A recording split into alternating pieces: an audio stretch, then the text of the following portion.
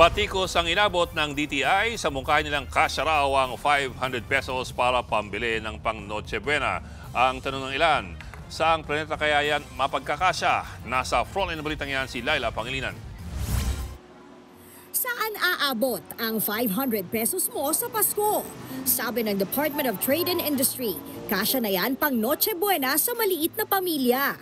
Hindi naman daw nagmahal ngayong taon ang karamihan sa Noche Buena items. Kasya ng 500 pesos, but it depends on the number of the family members. Ang family members na kasya itong 500 is mom, dad, and 2 children.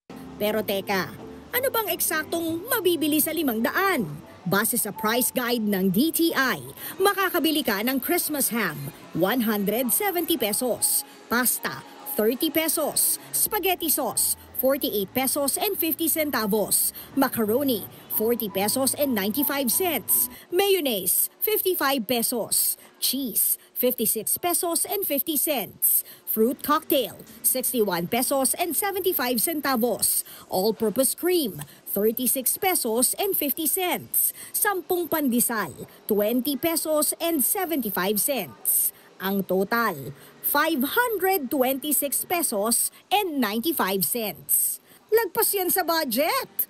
Hindi pa kasama ang mga sahog, pampalasa at mantika. Sabi ng DTI, pwede namang tipirin.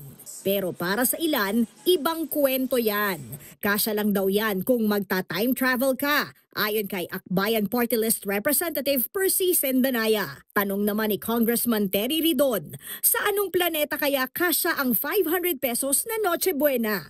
Ang Kabataan Party List, mga korap daw dapat ang magtiis sa 500 pisong Noche Buena. Sagot naman ang palasyo. Kasi kung yun lang naman ang kaya ko. May mga grocery stores na may discount. Depende po yan si diskarte. Nagbabalita mula sa Frontline, Laila Pangilinan, News 5. Mga kapatid, Ed Lingaw po, maging maalam at may pakialam sa mga napapanahong balita sa ating bansa. Para sa mas malilimang pagtalakay at paghimay sa mga issue at headlines, mag-follow at mag-subscribe sa social media pages ng News 5.